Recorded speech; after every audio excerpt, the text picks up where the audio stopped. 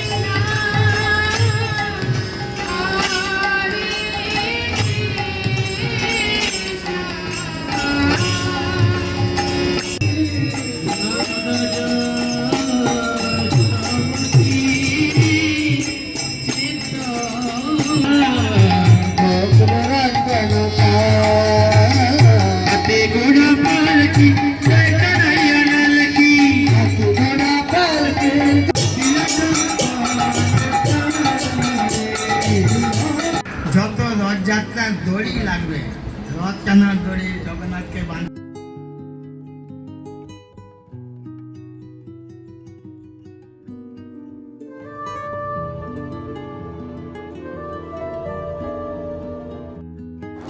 হরে কৃষ্ণা, সুপ্রভাত। আশা করি আপনারা সকলেই ভালো আছেন।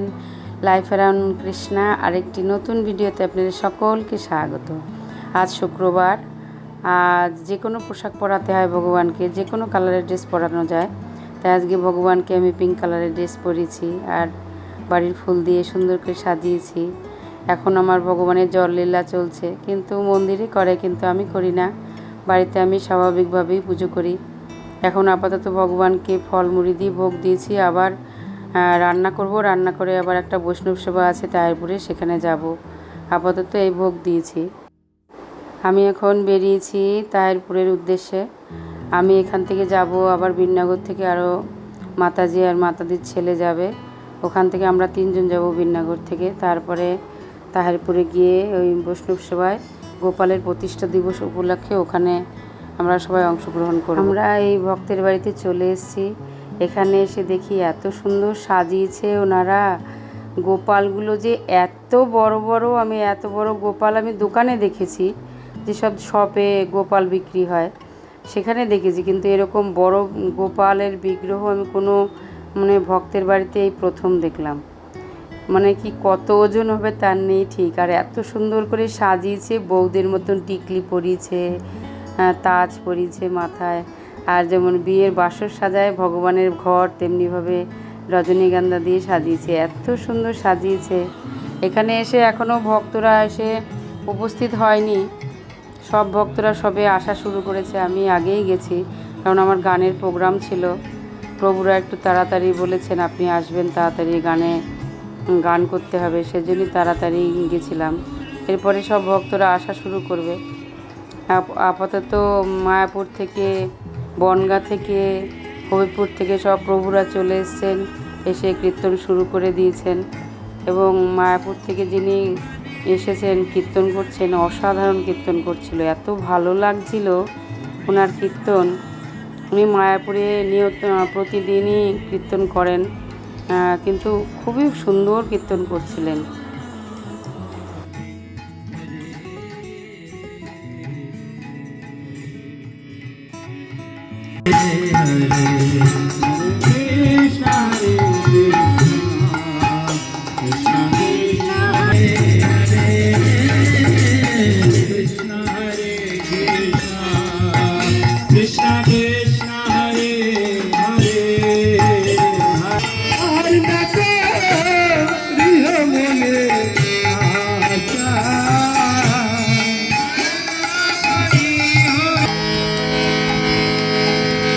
जय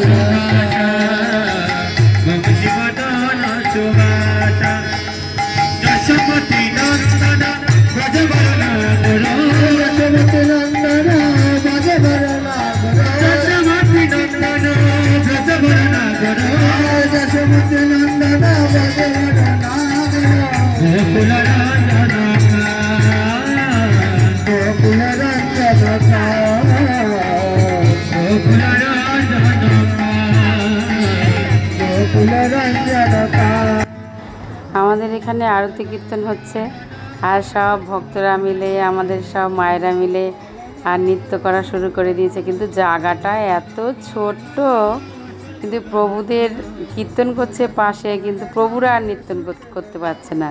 মাতাজিরা আমরা সবাই মিলে নৃত্য করছিলাম কীর্তনের সাথে সাথে, ভোগারতির আরতির সাথে সাথে, কিন্তু প্রভুদের আর কীর্তন করার জায়গা নেই। আর রাস্তার উপরে প্যান্ডেল করেছে আর একটু জায়গা নেই, অনেক কষ্ট করে সব নৃত্য করছিলাম।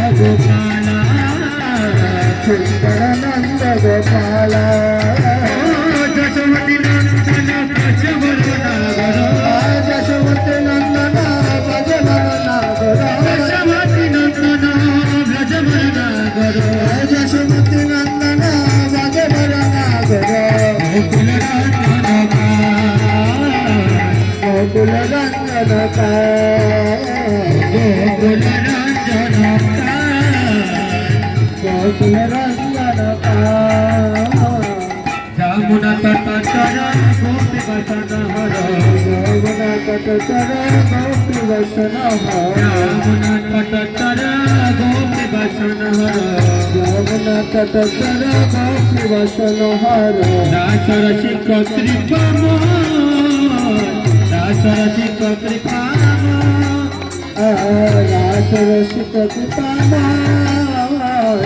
দাসর শিখ কৃপাম। শ্রী রাধা বল্লভ বৃন্দাবন নটবর, শ্রী রাধা বল্লভ বৃন্দাবন নটবর, শ্রী রাধা বল্লভ বৃন্দাবন নটবর, শ্রী রাধা বল্লভ বৃন্দাবন নটবর। ভক্ত বিনোদ বিনোদ আশ্রয়, ভক্ত বিনোদ আশ্রয়, ভক্ত বিনোদ আশ্রয়। যশোমতি নন্দন ব্রজ বরনাগর, যশোমতি নন্দন ব্রজ বরনাগর, যশোমতি নন্দন যশোমতি নন্দন। এখন কীর্তন হচ্ছে, তারপরে এখন মায়াপুর থেকে এক সনাতন প্রভুজি এসছেন। এখন ওনার ক্লাস শুরু হবে, এই কীর্তনের শেষে ওনার ক্লাস হবে, ক্লাসের পরে সব প্রসাদ হবে। আর উনি এত সুন্দর ক্লাস দিয়েছিলেন, সে কিন্তু খুব একটু ডিস্টার্ব হচ্ছিল, পাশে কারেন্ট চলে গেছিলো, পাশে জেনারেটর চালিয়েছিল, এত অসুবিধা হচ্ছিল, ওনার ক্লাস ঠিক মতন শোনাই যাচ্ছিল না। একদম যেখানে মাইক রেখেছে সেখানে জেনারেটর রেখেছে, খুব অসুবিধা হচ্ছিল ওনার ক্লাস শুনতে। এত সুন্দর ক্লাস দিচ্ছিলেন উনি। তখন তো ভগবান তখন অবস্থায় থাকবে না, তখন কলিযুগের মানুষগুলো কিরকম কি করবে। আরে বল, তাদের অবস্থাটা তো খুব ভয়ঙ্কর পরিস্থিতি হবে। তারা তো সব নাস্তিক তো দূরের কথা, মানে নাস্তিকের একেবারে চূড়ান্ত শিখায় পৌঁছে যাবে। প্রশ্নটা বুঝতে পেরেছেন কি বললাম? এখন দাপর যুগ, সেখান থেকে সিজন কাটলে ওরা ফিরে আসবে। তো কি গ্রাম ওখানে, এই যে কি যে গ্রামে হরিদাস ঠাকুর ভজন করেছিলেন, না ওই সত্যদাস খান, খান হচ্ছে ওদের হোসেন সাহেব দেওয়া একটা উপাধি। সত্যদাস বসু, মালাধর বসু, ওই পরিবারের লোকেরা গিয়েছিল। সত্যদাস খানকে বলা হয়েছিল আমাদের বর্ধমান জেলার মধ্যে বলে। সেখানে কি হয়েছে, ওখানে চৈতন্য মহাপ্রভু যখন যত রথযাত্রার দড়ি লাগবে, রথ টানার দড়ি, জগন্নাথকে বাঁধার দড়ি, এই সমস্ত, সেই একটি পাউন্ডি বিজয় না কিছু অনুষ্ঠান, সেই দড়িগুলো প্রতি বছর তুমি দিবে। সেই সত্যরাজ বসু এরকম নাকি দেয়। আর আজ 500 বছর পরে আমরা সেখানে যখন জিজ্ঞেস করছি সেগুলো কি এখন দিয়ে দেওয়া হয়, কারণ যে প্রথা যখন থেকে সেই প্রথা তো সেরকম চলার কথা। বলছে হ্যাঁ, এখন কিন্তু আমরা দড়ি সংগ্রহ করি না, আমরা টাকা ধরিয়ে দিই কালেকশন করে, যে আপনারা হ্যাঁ যা খরচা হয় আপনারা এরকম করবেন। তো যাই হোক, কুলিন গ্রাম বর্তমানে। এখন যদি এই গ্রামে যাবেন, সব কুকুরগুলো এসে আপনার গায়ে চাপতে থাকবে, সে কি যে হয় অবস্থা সেখানে, তারা কি খাবার চায়। তো সেই কুলিন গ্রামের সত্যদাস বসু তিনি বললেন কি একে মহাপ্রভুকে, আচ্ছা আমরা তো গৃহস্থ মানুষ, আমাদের ধর্ম কি? তখন তিনি বললেন নাম জপ করতে হবে, হ্যাঁ, বিগ্রহ সেবা করতে হবে, আর বৈষ্ণব সেবা করতে হবে। তো আমরা তো নাম জপ করছি, বিন্দাস আমাদের এনে বিগ্রহ সেবা তো পারি, কিন্তু বৈষ্ণবকে প্রশ্ন করছে। হ্যাঁ, কি উত্তর ছিল শুনলে আপনি অবাক হবে। যার মুখে শুনবে একবার সে কৃষ্ণ বলেছে, সেই বৈষ্ণব বলে জান। উত্তর শেষ, চলে এলো বাড়ি এসে এইবারে বৈষ্ণব সেবা না, যে কৃষ্ণ নাম একবার করেছে তাকে সেবা করতে হবে। তা মনে দ্বিধা হলো, এই উৎপাত ছেলেটা ওই আবার কৃষ্ণ নাম করলো, দুনিয়ার উৎপাত, চোর একটা। কি মহাপ্রভু কি বললো, 1 বছর শেষ, পরের বছর আবার রথযাত্রায় আবার সেই একই প্রশ্ন, কে না বৈষ্ণবকে, সাধুকে, তার সেবা করতে হবে। মহাপ্রভু উত্তর কি দিচ্ছেন না, প্রথমবারই কি বললো, যার মুখে একবার কৃষ্ণ নাম শুনবে।